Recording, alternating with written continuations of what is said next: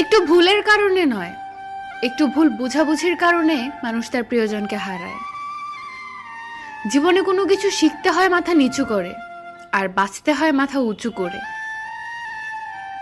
ভালোবাসার মানুষটির অবহেলাই কারোর জীবন ধ্বংস করার জন্য যথেষ্ট। সত্যিকারের ভালোবাসা সেটাই, যেখানে সম্মান, শ্রদ্ধা ও পবিত্রতা থাকে। নিজের বাড়ি ভালো হোক কিংবা খারাপ হোক, নিজের বাড়ির মতো শান্তি কোনো রাজপ্রাসাদেও পাওয়া যায় না।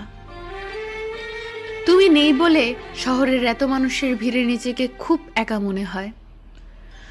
হারানোর ভয় তো সেই বেশি পায় যে সত্যিকারের ভালোবাসে।